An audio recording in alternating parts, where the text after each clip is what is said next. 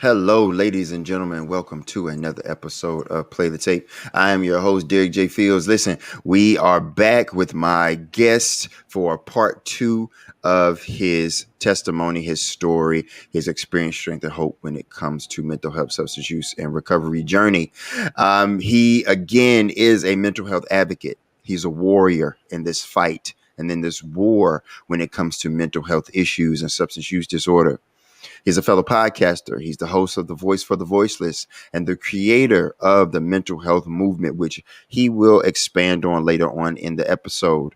My brother, my fellow warrior, my fellow podcaster.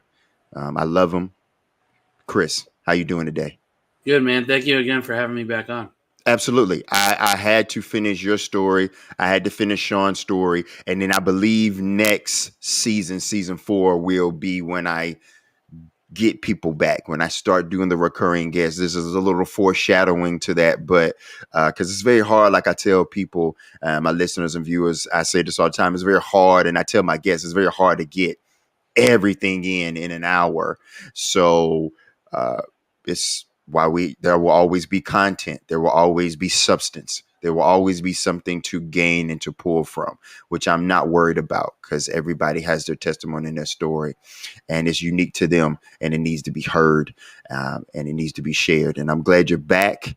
Last time we had talked, you had shared about the relationship with your mother. You had shared about how people that reached out to you that were strangers, that encouraged you to inquire and reach out for the help that you need. I really like that. I just saw that as God intervening in your life and giving you the direction that you need, even from strangers. That's amazing. And you talked about the people that you had lost, all the ups and downs. And again, we had talked about the relationship with your mom and how that was toxic and how that affected you and your mental and your spiritual and your emotional well-being. I want to take the time in this episode to get to, where was your dad through all of that, living with mom, going to Florida, going back and forth, living with your grandparents, your mom's parents? Where was your dad in all of that? And what was the relationship, if there was one? And how is it now moving forward? When my parents got divorced, I was about 8 years old. And from there, from what I remember, I went to go live with my mom, like almost right away when they got divorced. And, at that age, you don't really know what's going on. Just she's telling you all the things that dad supposedly did, and basically created this whole big story about him, making me afraid of him, basically. And going into like high school, um, I think that fear started coming to the surface. It basically was when my mom found out that I was smoking weed in high school. She was like, "Oh, your dad's gonna be so pissed at you," and just like basically fear mongering, if you will, Mm-hmm. just making me terrified of this man. And I haven't touched it ever since. And the dynamic between me and my dad has always been, you chose mom over me.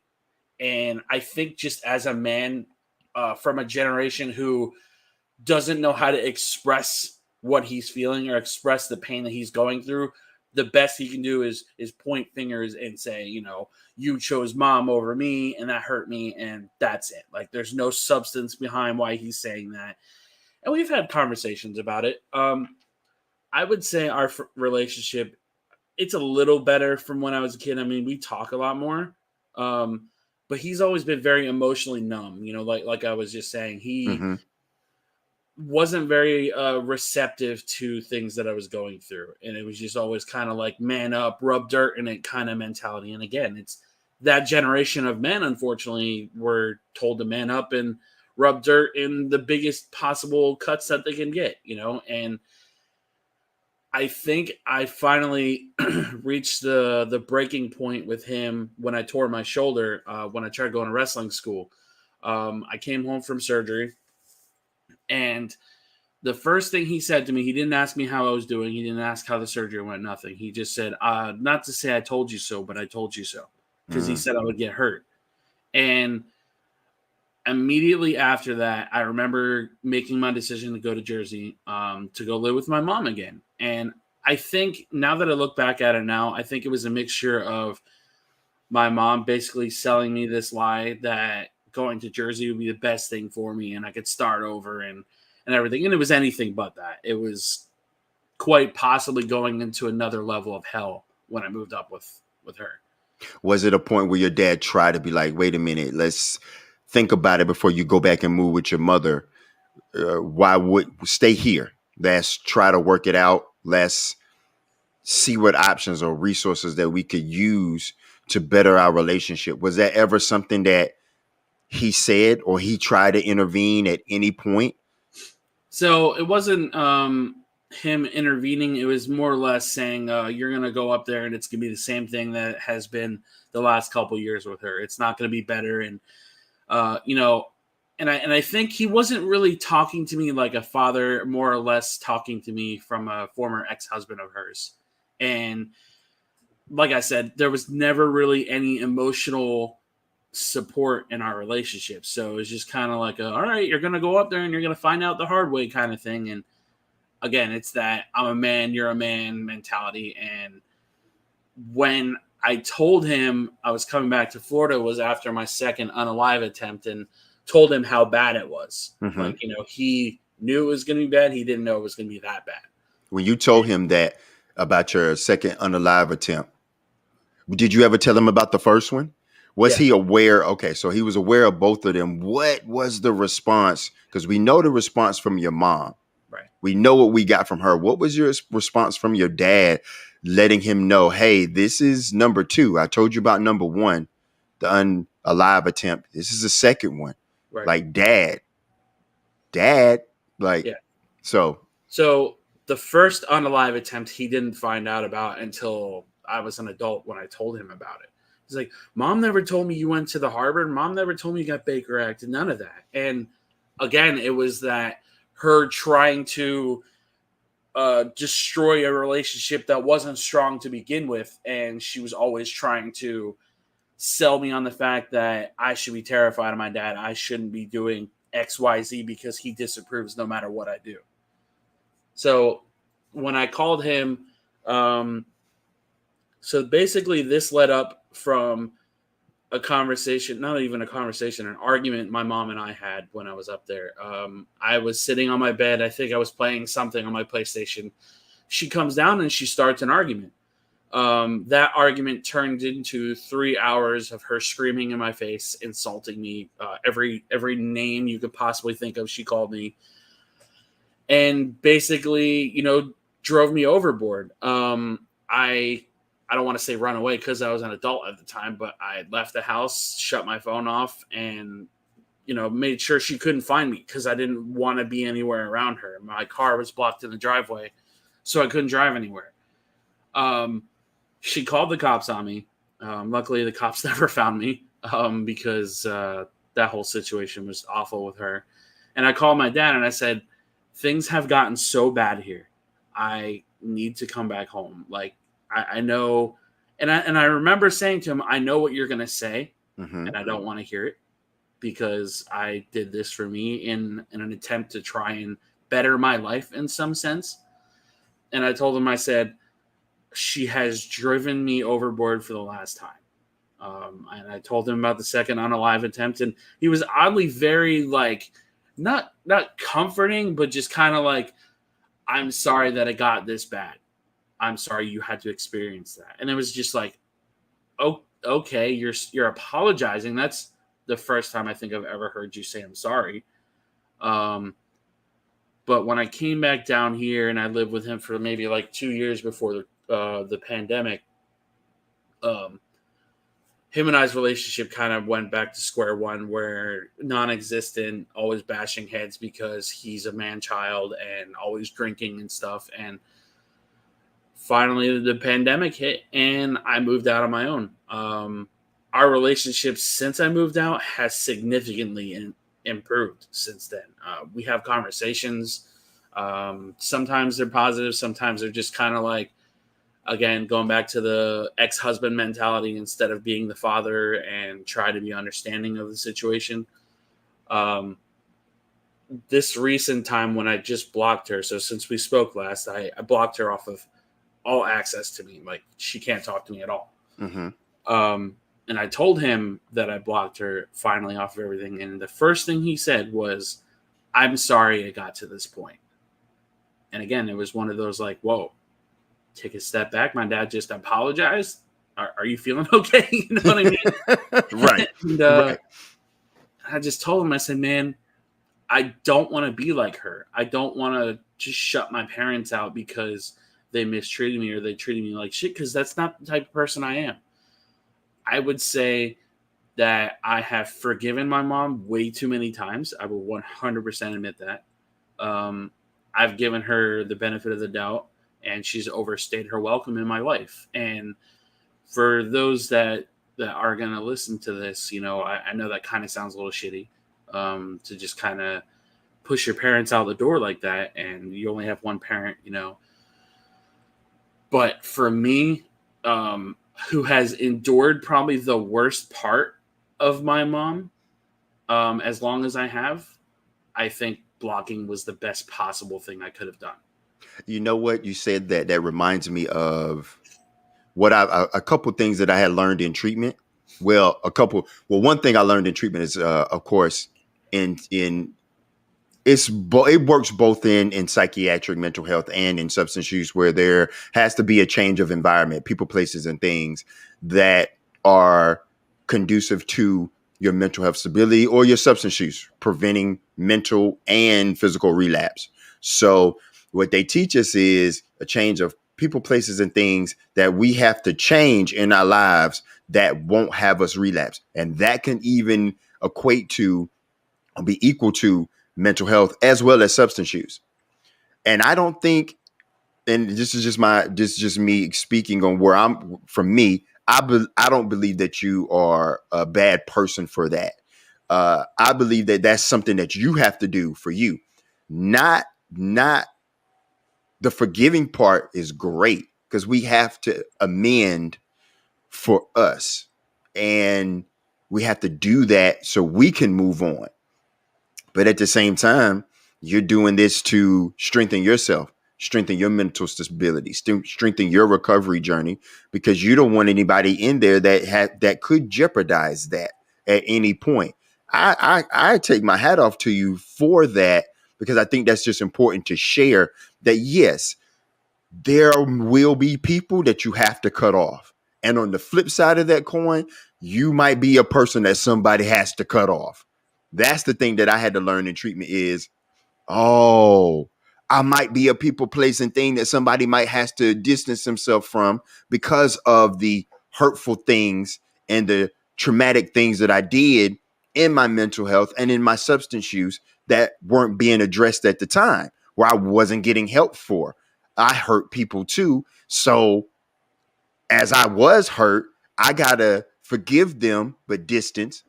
As I did hurt, people have to forgive and distance from me. So I just want listeners and viewers to hear what Chris is saying and understand where it's coming from, the dynamic of it. But I agree with you. I there's people that I had to distance myself from, and there are people that had to distance themselves from me. I'm still making up to one of my brothers right now, and anytime he comes into the room, it's getting better, but the tension is still Right. there. It's not like it used to be before I stole from him. And me and my other brother have made amends, and that relationship is good. But the other one it's not like it used to be. And I pray that and I hope that it does. But he had to push me away Right. for a little bit. So I don't believe that you are a bad person for doing that. I just think that's something you have to self-care, Yeah. Chris. Yeah. And you Yeah. know, one of the hardest things about this whole situation is just society norms. People don't realize like how much that plays with your mental health. It's just like, oh well, that's your mom. That's your mom. You're not supposed to do that because she's your mom. You're supposed Right. to love your family. And I don't think many people realize it's just like you have used up all the love and all the compassion and understanding for that person as one can. And that society norm where it just kind of like sticks that knife right under your rib cage is just like, that's your mom. You're supposed to keep her in your life. She's your this, she's your that. And every time that I talk about it with like anybody, outside of like sharing my story on podcasts, um, I kind of feel ashamed, because, and not because like, again, I know I'm not a bad person. Ashamed because there's that one saying that says you can always tell a lot about a man by how he treats his mom, right? And I I detest that saying like Yeah, so yeah, much yeah. Me too. It because doesn't. it's It just does. like, Yeah, it doesn't put in context. It doesn't put it in right. its proper context. Right. Okay. It's like, okay, like if you could tell a lot by me, a lot about me by how I treat my mom, then you would also try to understand why I have done what I've done with my mom. You know what I mean? And Yes, absolutely. we just don't live in a very understanding society sometimes. You have these big podcasters, these big social media influencers that'll just say, "Oh, well, the mother's supposed to do this, and the kids are supposed to respect their mom." And just like, I always feel like every time I see or hear anything from these guys, it's so counterproductive because it's just like, you're this big social media influencer, but you're not adding context, like you said, to somebody's situation. Yeah, and I think that's what's missing out on a lot of things today in our culture and the society is context. Right. Is the oh, let me get the backdrop of how this goes. Not saying that you disrespect her, not saying that we disrespect, because it took me a long time to get to the point where I forgave my dad. Again, it was taught to me, was showed to me, I hurt people too. And I was like, okay, then. So that gave me proper context. Like it just wasn't him Right. hurting, I've hurt. And then as I sat back, I had to think about that. And as me and my dad's relationship has grown, yeah, I love my dad. Like that's my dude, that's my guy. Is there certain things that we don't talk about because we could bump heads? Sure. I think that's with any parent child relationship. There's certain things in certain generations that are different. And my life experiences may be different than yours. Uh, and that's okay. But yeah, there was a point where I really wasn't a fan of my dad. I did not like him. Um, he was someone that I did not want to be, and I ended up being him. And but I still forgave him, and I still asked for forgiveness for other people that I have hurt. Okay, for instance, there was this guy that I stole money from a lot of people in lies and manipulation in my drug addiction. Um, in my active using. And the guy came and wanted his money back. And he messaged me and I was at a place to give it back to him. I was at a place to make that amends because I hurt him.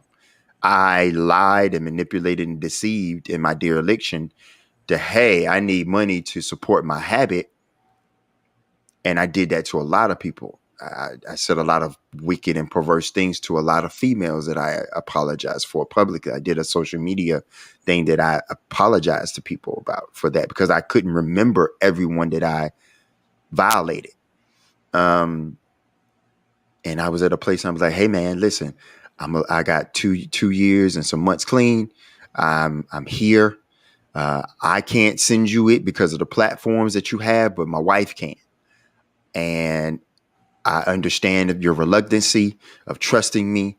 And it's been about 5 years you've been needing this. And here you go. And I had to make that amends because I hurt him. And he's still going to distance himself from me. And I get it. I have to take it. But saying that to say is just because you distance yourself from your mom does not mean you disrespect her. Does not mean that you love her any less. Does not mean that you don't honor her as your mother. It's just give me 50 feet. Right. So I'm with you. Yeah, like, And I oh, feel like the most useful thing I've heard, through therapy and just like this journey is accepting the apology you may never get. yes, yes. And I think that speaks volumes in so many situations. Whether it's an ex, whether it's a kid that may have hurt you, whether it's your parents. I just with her, I know she's never going to change, and I've had hope for so many years that she was going to change, and unfortunately, she never did. So cutting her off and accepting an apology I know she's never going to give, um, has kind of given me a little more clarity on this decision to cut her off. But like I said, it's hard because you have that internal battle with yourself on, am I doing the right thing? Am I doing right by me? Am I honoring my inner child and my boundaries? And I just feel like all those thoughts always clash. What do you? Is that something that helps you in your journey of your recovery, understanding, like you said? Because I had to come to that realization that I'm never going to get the apology that I wanted from my dad, uh, and that's okay. I'm okay with that now. It used to make me mad, and it used to irk me and piss me off, Right. because I'm like, okay, man, come on, like, that's take responsibility for your actions. Take responsibility for the things that you did. Like, Mm-hmm. I have to.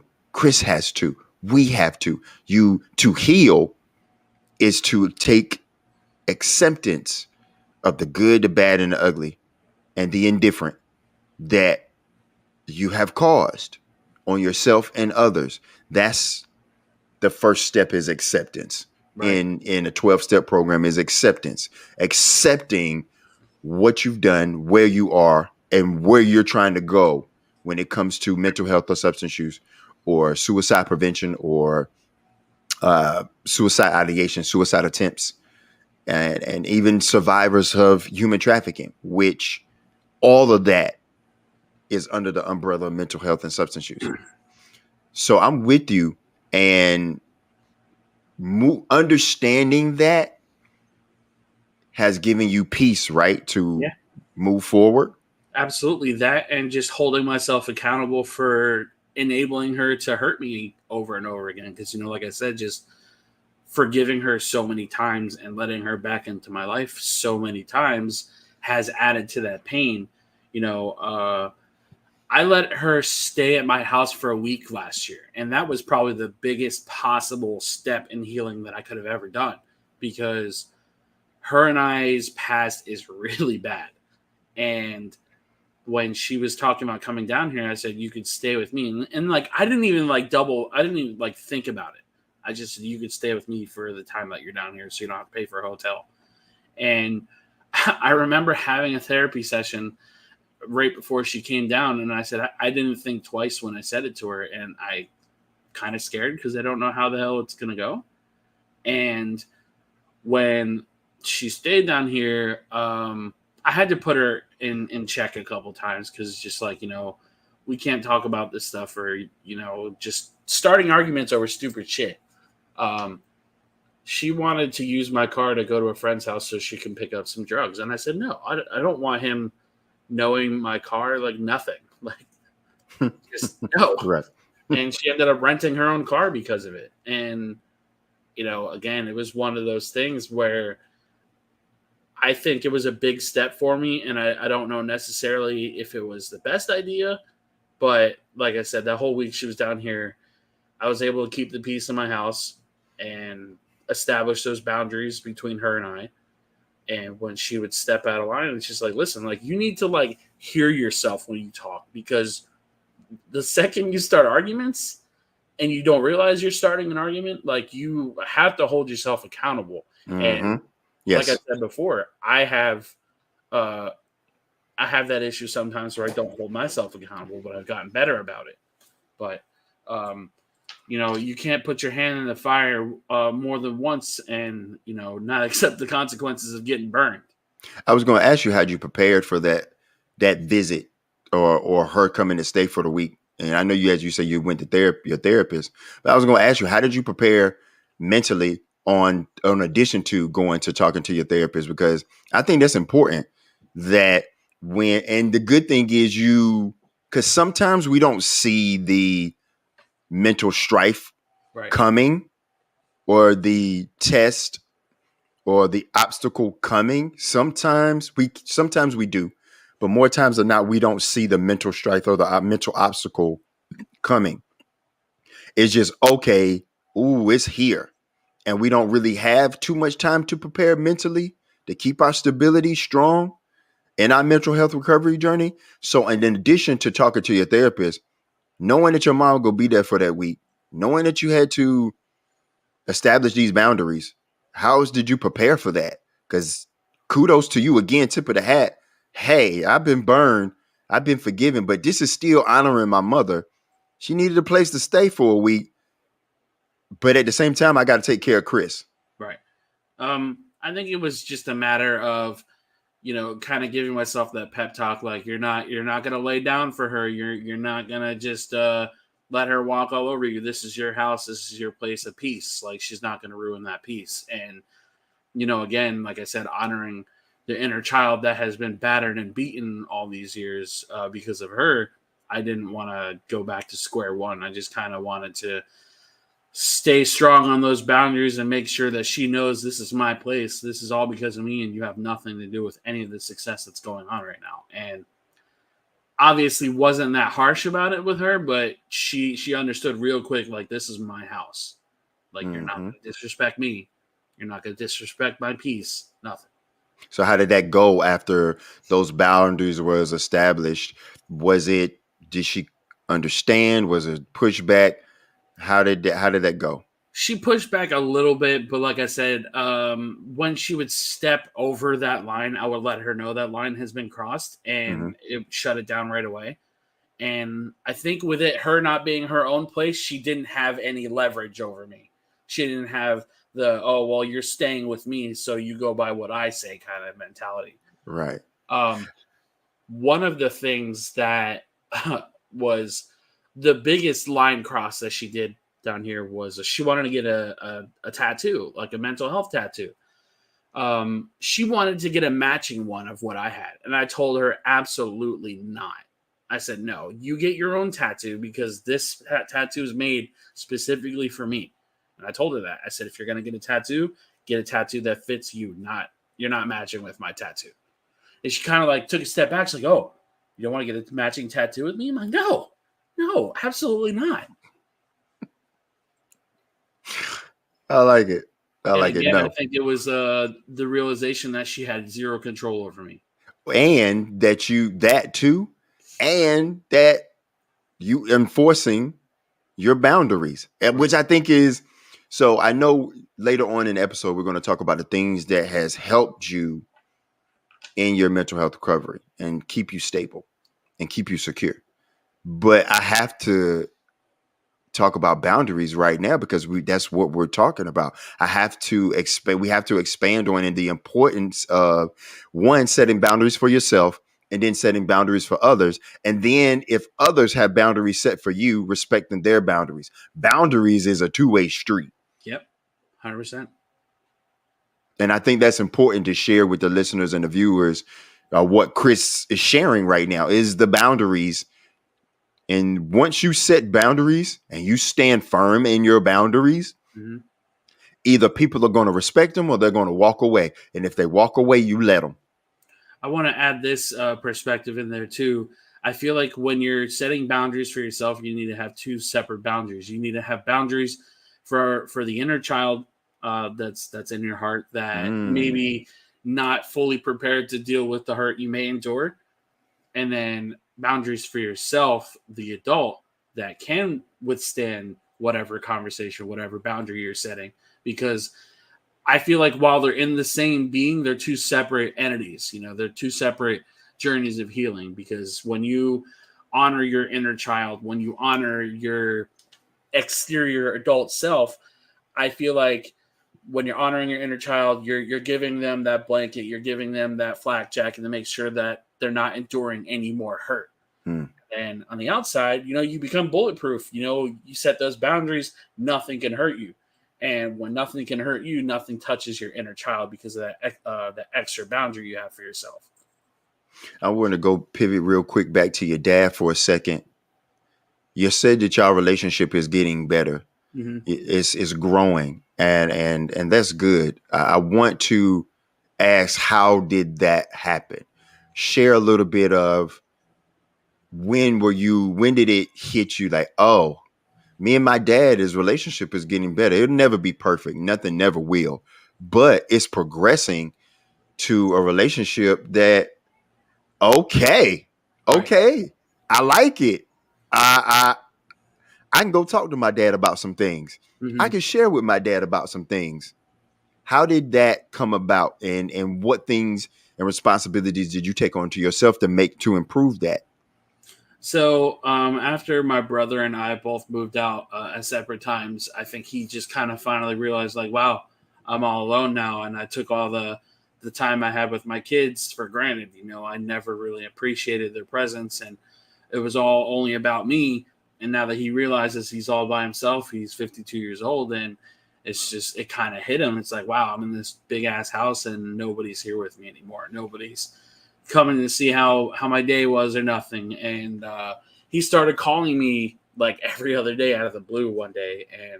And then we started going out to lunch, and then we started talking a little bit more. And it just kind of like he was showing more effort than he ever has in his entire life.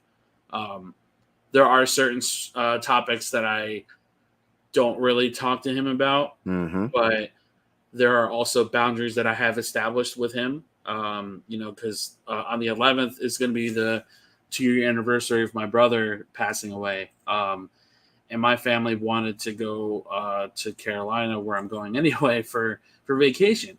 And I told my dad, I said, dude, I told you this months ago that I have plans to go to Carolina. It's not 100% for me. It's for Santi too. Um, and I told him, I said, I shouldn't have to feel like I have to defend myself and why I'm doing what I'm doing. I'm an adult. I need you to treat me like an adult because I'm tired of this. Christopher always goes to holiday dinners. Christopher never misses this. Christopher never misses that. But the second I do, I'm an asshole. I'm a bad person because of not attending one dinner out of the 597 ones that I've attended before that. And that's how I've always been treated. It's if I step out of line with my family, I'm always the asshole. But Cameron Mm. can do it, and Kayla can do it, and nothing happens then. But I'm the asshole because I don't know. They've always treated me differently.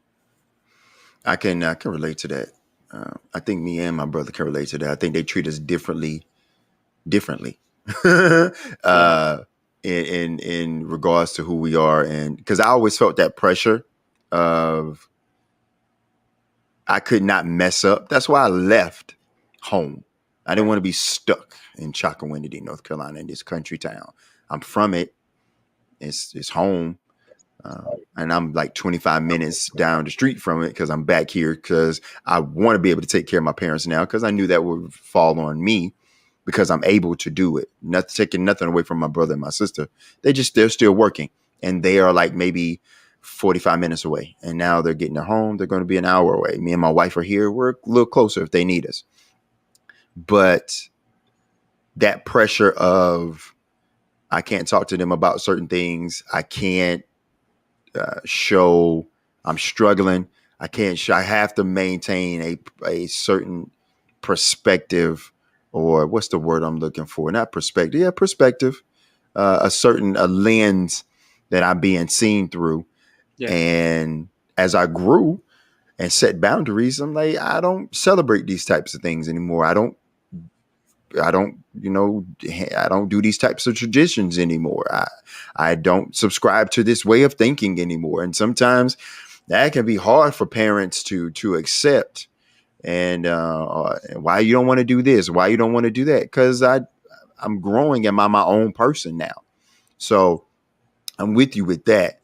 But did it? But as he's getting older, as you're maturing, he started to realize that he wanted to spend more time with you.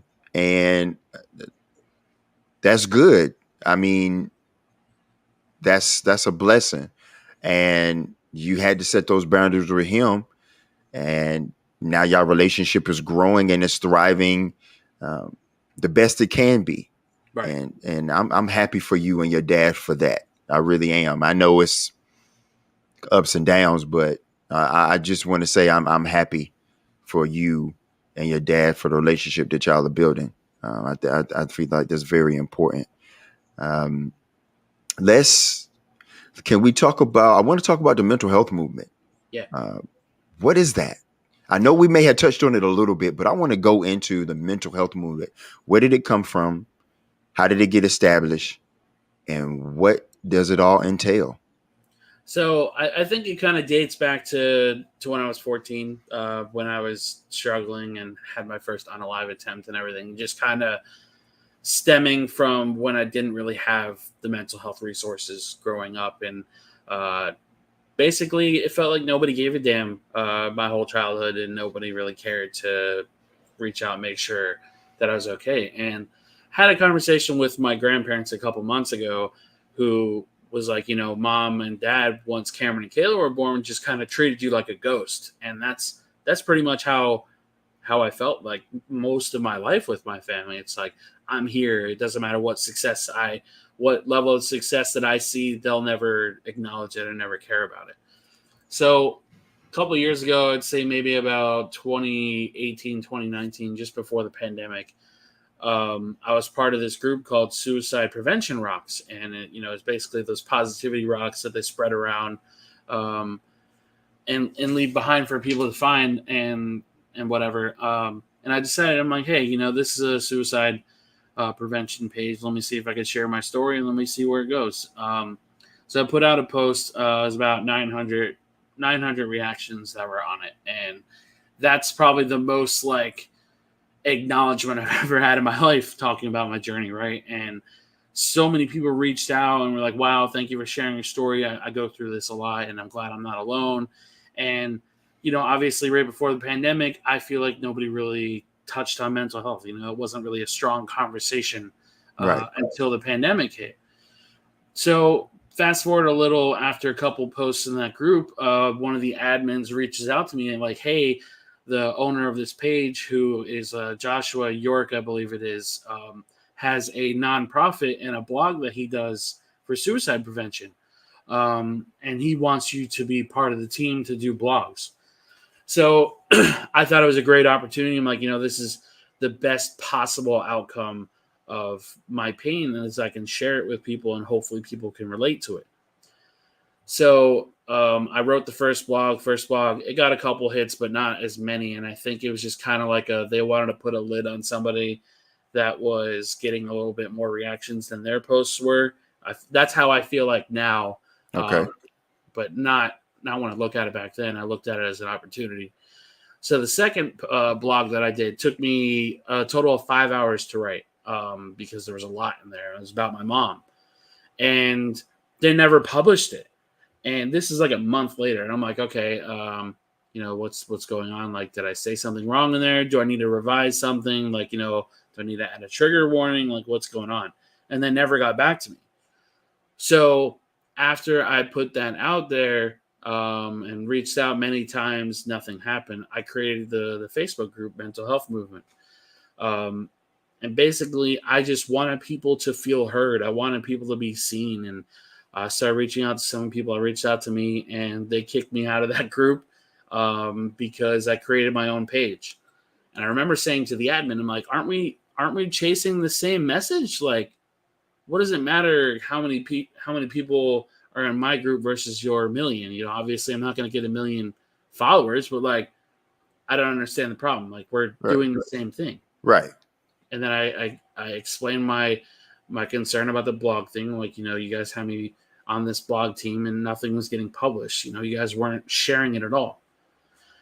So when I created that page, they took me off of their blog, they took me off of their team, and I never heard from them again. So when after I created the group, my brother Santi was 100% behind it. I would tell him like, hey, I want you to read this post and tell me what you think, because it was very it was very heavy for me to put out. You know, there was a lot of heavy phrasing in there. And he's like, I've never seen something so profound in my life. And he's like, this is powerful. And I really hope people start like opening their eyes to this kind of stuff, because mental health is something that the world says they take seriously, but in reality, I don't feel like it reflects what they say sometimes. I agree with that. It's a very, oh, I can't see it, so it doesn't exist, or Exactly. you're lying, or you're faking, and or Hmm. till it's too late. Right. Oh, okay. So now that I've taken all of these different types of pills, or I've done this or I've done that to garner your attention, oh, now it's serious. I was trying to tell you at a 2 before it got to a 50. Exactly. And after that post, you know, I kind of started sharing a little bit more of my story, you know, talking about like the days that I struggled with self harm, or the days that I struggled with in high school, and the unalive attempts and everything else. And when I started sharing my story, it started attracting more people. And somebody made the suggestion to make the group private, because, you know, a lot of people weren't sharing their story because they don't want, you know, their loved ones to see it. I'm like, okay, made it private. A lot more people started talking. A lot more people started sharing their story. And, you know, I created it because I wanted people to feel heard. I Mm. don't want to be the guy who silences somebody because it's my page and I want to control what everybody says and does. Um, I feel like there's so many people in this community, and it's unfortunate that I have to say this, but I feel like there's so many people in this community that are just in it for either A, the attention, or B, the money. And I really wish that mentality didn't exist, but I feel like it's one of those things that needs to be acknowledged, that there's not a lot of genuine people in the mental health community, unfortunately. I'm with you. And I've only met, and I can't speak of everyone because I've only met a handful of people, because I've only been to maybe a handful of treatment facilities, but it's been the same ones because that's where I could get into, with the whole insurance thing. That's a thing, and counting beds. And I've even been told it's a bottom line. When you Right. go to treatment facilities, it's a bottom line. It's still a business. We have a bottom line. And that just cringes me. It makes me hurt because certain people be kicked out because of certain insurance parameters that, and sometimes we do it on ourselves, because I know if you go to a treatment facility so many times and your insurance in company doesn't think that there's anything that is being done, that you're receiving treatment or you're progressing, then they're going to limit the times that you can go. And then sometimes it's just how many days you can get, and then you're out of there, and you might not even have a recovery plan, or you just scratching the surface. Right. And then you get into those certain places where you might find one or two people that are there, that care and have that humanity in them, and you are like, my goodness, where have you been? Absolutely. And then you go into others and no one cares. They're just robotic. They're there for their check. They're there to read a script. And it's like, I don't want to go to your group. I don't want to talk to you. Why am I wasting my time to talk to someone who doesn't care? Right. So I'm with you with that. I I'm putting together something just like you. It's a little different, but in similar construction of a website that for just Pitt County, because I'm in Greenville, North Carolina, and I'm in Pitt County, and I was like, I have to do it for um, my backyard, but it's similar. It's a web page, a website where it's all in one stop shop. You can go to it to get psychiatrists, therapists, treatment facilities, substance use Right. groups, spiritual foundation. That way you don't have to search all these different other websites. You can go to playthetape.me. It's coming soon. Time this airs, it'll be out. Playthetape.me. And it's a one-stop shop to get resources where you can click on these links, click on these organizations, click on these people, read their background, read their bios or their credentials, and reach out to them. It's also a place where people like your group can come and share their letters anonymously. That way they don't have to, if they want. I always tell people that anonymity is honored on my podcast and on my website, Right. where you can come share your letter, because I was in treatment and I found that letter and writing is very therapeutic, just like your blog. It's a way to get that poison out. And for Play the Tape, it'll be a way that people can submit their letters, share their experience, strength, and hope, share what they've been through, what works, and they can do it. They can share their name, or they can be anonymous. That way they don't have to worry about the scrutiny or the judgment that they feel that they would receive. Just like on your what you created for the mental health movement, which I think is fantastic. I would love to collaborate with you once we off the show and talk more about how we maybe can put our ideas together, because I feel like you, people's voices need to be heard, and not doing this for money or clout or recognition. I just want to reach as many people as I can to let them know that there are people out there that care, and there are resources out there, and they don't have to be alone anymore. Like, Absolutely. that's why me and Chris do this. That's why most of the guests that you've seen on my show, and when you follow Chris, that you will see on his show and his platform. Like, there are people out here that care, that have that humanity, that want to reach people, not for money, not for monetary gain, not for things, not for clout or clicks, but to reach people, as many people as we can, to spread this message. So I'm with you, my brother, with that. And I had to remind myself of that. Like, I'm not doing it for that. I'm doing it for people like us. You're doing it for people like us. That voice of the voiceless. Yeah, play that tape, baby. Play that tape. Yes, sir. Yeah, I definitely agree, man. Like I said, I feel like with all the resources that we have today, like you said, there's a lot of diamonds in the rough. There's a lot of people that genuinely care. You really have to look, and you have to Mm-hmm. ask questions, and that's one of the biggest things that somebody from NAMI taught me was to ask questions before you see a therapist. What do they cover? Insurance questions. Therapy treatment. Whatever it is, because obviously not everybody's going to heal the same. Right. And unfortunately, there are therapists out there who are just in it for the money and just, oh, how does that make you feel? And that's literally all you'll get out of some of them. Or upping your medication, or let's try this new Right, medication. I'm like, can I cry real quick? right. And I wish that there were more people in this community that would do it just for the sake of doing it, because it's a great cause.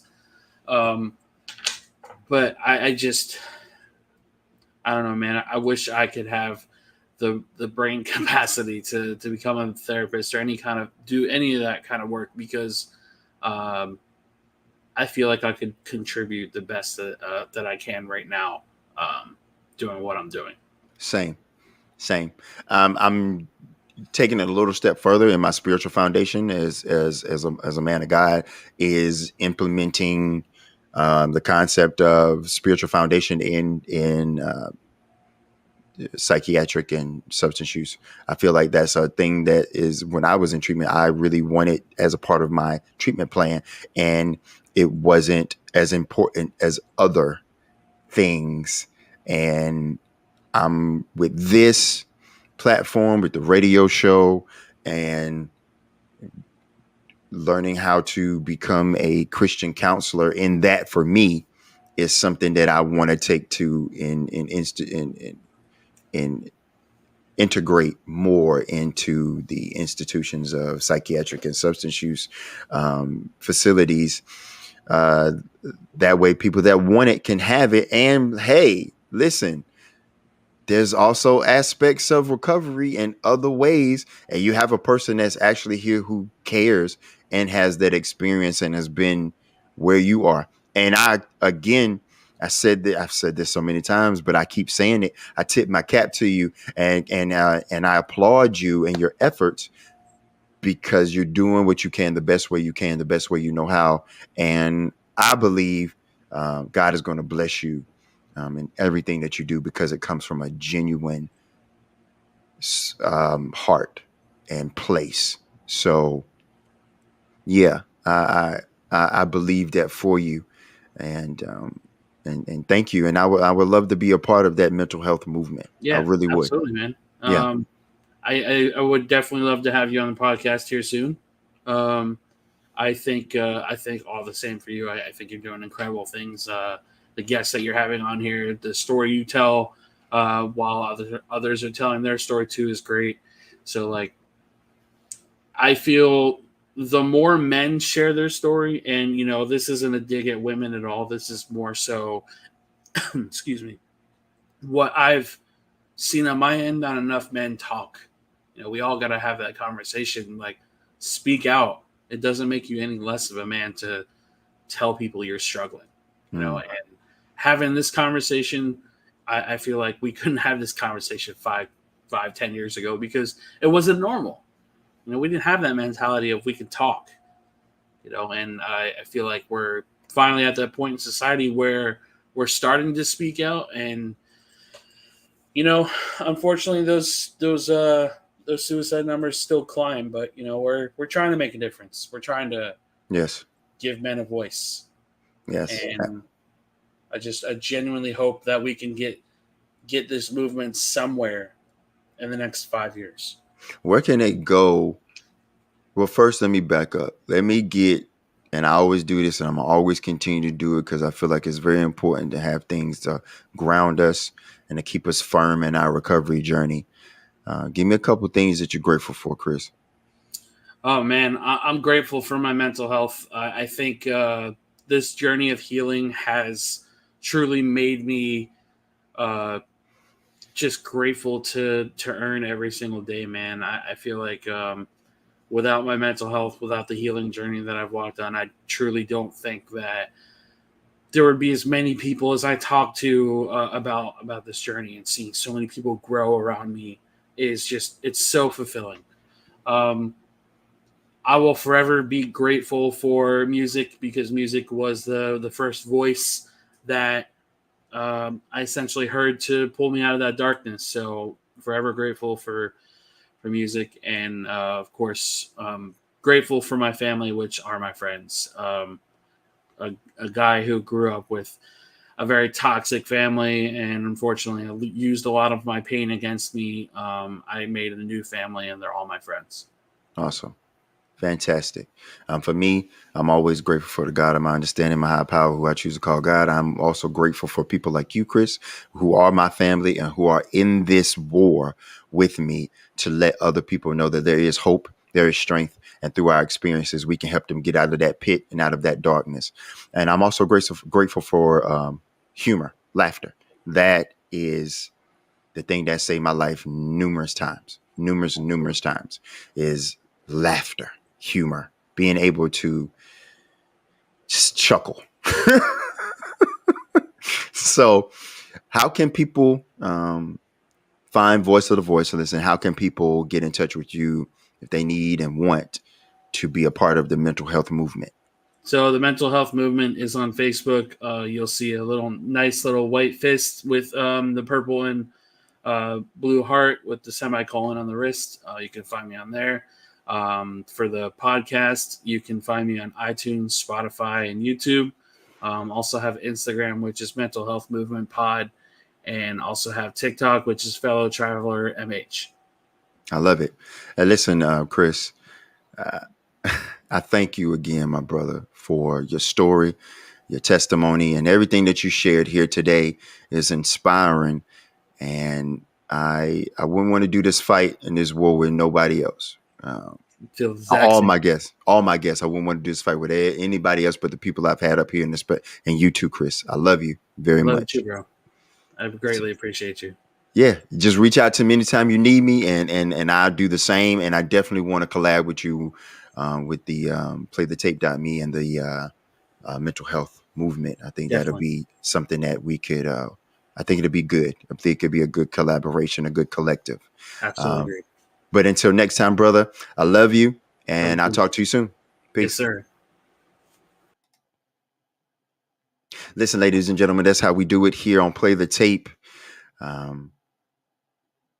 If no one hasn't told you today that they love you, I love you. We love you. And most importantly, God loves you.